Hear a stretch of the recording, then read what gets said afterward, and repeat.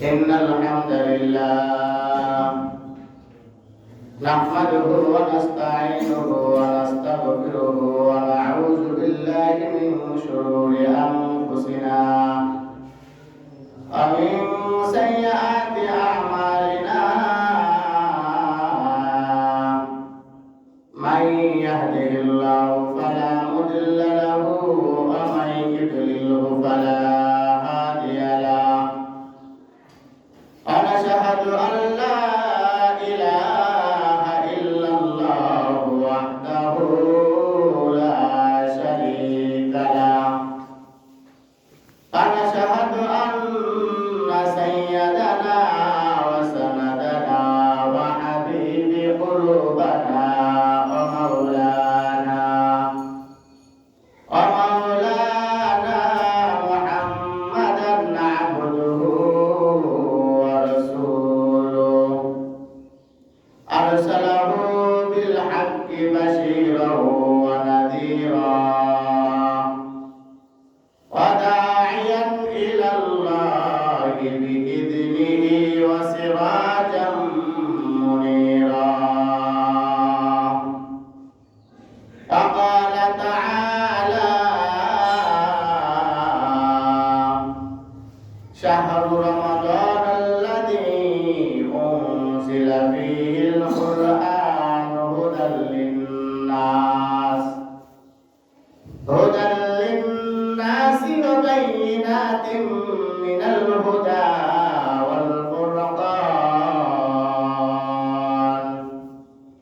وقال تعالى إن الله وملائكته يصلون على النبي يا أيها الذين آمنوا صلوا عليه وسلموا تسليما اللهم صل على محمد وعلى آل محمد كما صليت على إبراهيم وعلى آل إبراهيم إنك حميد مجيد اللهم بارك على محمد وعلى آل محمد كما باركت على إبراهيم وعلى آل إبراهيم إنك حميد مجيد بلغ العلا بكماله كشف الدجى بجماله حسنت جميع خصاله صلوا عليه وآله بلغ العلا بكماله كشف الدجى بجماله حسنت جميع خصاله صلوا عليه وآله الحمد لله আল্লাহ জাল্লা শানহু দরবারে শুকরিয়া যে আল্লাহ জাল্লা শানহু আমাকে এবং আপনাদের সকলকে হায়াতের জিন্দেগীর মধ্যে আল্লাহ জাল্লা শানহু জীবিত রেখেছেন এই জন্য কালিমাতে শুকর আদায় করে সকলে বলি আলহামদুলিল্লাহ। আল্লাহ জাল্লা শানহু দরবারে আরো লাখ কোটি শুকরিয়া যে আল্লাহ জাল্লা শানহু আমাকে এবং আপনাদের সকলকে মহব্বত করে ভালোবেসে মাহে রমজানুল মুবারক মাসের দ্বিতীয়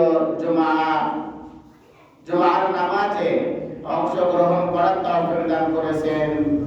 এই জন্য আরেকবার কালিমাতুশ শুকর আদায় করে সকলে বলে আলহামদুলিল্লাহ। আল্লাহ রাব্বুল আলামিন আমাকে আপনাকে এত ভালোবেসেছেন যে ভালোবাসার বহিঃপ্রকাশ এমন যে আল্লাহ জাল্লা শানুহু আমাকে আপনাকে দুনিয়ার মধ্যে এখনো কথা বলার স্বাধীনতা, চলাফেরা আল্লাহ তাআলা শানহু আমাকে আপনাকে হায়াতের জিন্দেগির মধ্যে রেখেছেন। এইটাই হলো আল্লাহ তাআলা শানহুর বড় একটা রহমত ও করম। কারণ আল্লাহ রাব্বুল আলামিন যদি আমাকে ভালো না বাসতেন, আমাকে মহব্বত না করতেন, আমাকে যদি আল্লাহ তাআলা শানহু ভালো না চাইতেন, তাহলে দুনিয়ার বুকে এবং ভালো ভালো নেক আমল করার মতন সুযোগ আল্লাহ তাআলা শানহু দিতেন না। আল্লাহ তাআলা শানহু বান্দাকে ওই পর্যন্ত রাখেন, বান্দার দ্বারা কোনো না কোনো একটা মঙ্গল কাজ করা হবে, ওই বান্দার দ্বারা কোনো না কোনো দ্বীনের খেদমত করা হবে, ওই বান্দার দ্বারা কোনো না কোনো ইসলামের খেদমত করা হবে। আল্লাহ তাআলা শানহু এই জন্য হায়াতের জিন্দেগির মধ্যে রাখেন। আমার হায়াতের জিন্দেগির মধ্যে রেখেছেন, তারপরেও আল্লাহ তাআলা শানহু দয়াময় বেশি বেশি নেক আমল করার জন্য কবুল করেন। সুবহানাল্লাহ, সুবহানাল্লাহ। এটা আল্লাহ তাআলা শানহুর বড় একটা রহমত। বান্দা কাজ করবে তিনটা, আল্লাহ তাআলার কাজ হলো একটা। বান্দা প্রথমত নিয়াত করবে, বান্দা নিয়াতের পরে চেষ্টা করবে, বান্দা চেষ্টার পরে সাথে সাথে দোয়া করবে। আল্লাহ তাআলা শানহু যেন সেই কাজটা পুরো করে দেয়। দোয়া এই বান্দার কাজ তিনটা। বান্দার কাজ কয়টা? তিনটা। এক নম্বর, বান্দা নিয়াত করবে, নিয়াতের পর বান্দা দোয়া করবে আর ওই কাজের জন্য চেষ্টা করবে। এই তিনটা কাজ হলো বান্দার। আর আল্লাহ তাআলা শানহুর কাজ হলো একটা, সেটা হলো ওই কাজটা সাকসেসফুল পুরো করার দায়িত্ব আল্লাহ তাআলা শানহুর। সুবহানাল্লাহ। আমি আপনি যদি যে কোনো কাজ করব, কাজের নিয়াত আগে। আল্লাহ রাসূল বলেন, ইন্নামাল আ'মালু বিন্নিয়াত। সমস্ত কাজ নিয়াতের উপর নির্ভরশীল। নিয়াতের উপর দেখা হবে আমি আপনি জুমার নামাজ পড়তে এসেছি, এটা কোন নিয়তের উপরে এসেছি, এটা আল্লাহ তাআলা শানহু কিয়ামতের ময়দানে দেখবেন। আমি আপনি রোজা রেখেছি, এই রোজাটা কার জন্য রেখেছি, কেন রেখেছি, কোন নিয়তে রেখেছি, এইটা আল্লাহ তাআলা শানহু এর জাযা খায়ের কিয়ামতের ময়দানে দিবেন।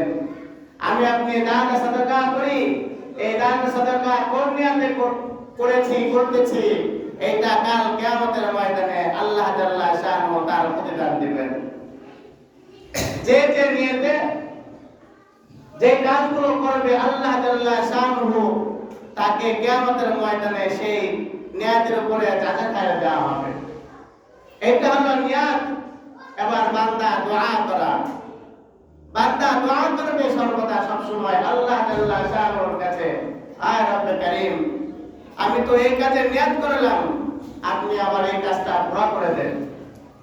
খালি নিয়ত করে বসে থাকলে হবে না, দোয়া করতে হবে। আর দোয়া করেও বসে থাকা যাবে না, চেষ্টা করতে হবে। ঠিক কিনা বলেন? চেষ্টা কি? যেমন আমি আপনি রমজান মাস পেয়েছি, রমজান মাসের আজকে ফজরের সময় সেহরি খাওয়ার জন্য রাতের বেলা নিয়ত করেছি। ঠিক কিনা বলেন? অনেক সময় দেখা যায় সেহরির সময় নিয়ত করা হয়েছে, রাত্রে সেহরি খাওয়া হবে, রান্না বান্না সব আছে, কিন্তু ভোরবেলা টের পাই নাই, ভোরবেলা টের পাই নাই, ঘুম ভাঙে নাই, তার আর খাওয়া হলো না।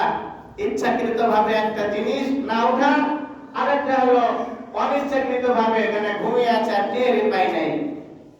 দুইটা দুই রকম। ঠিক কিনা বলেন?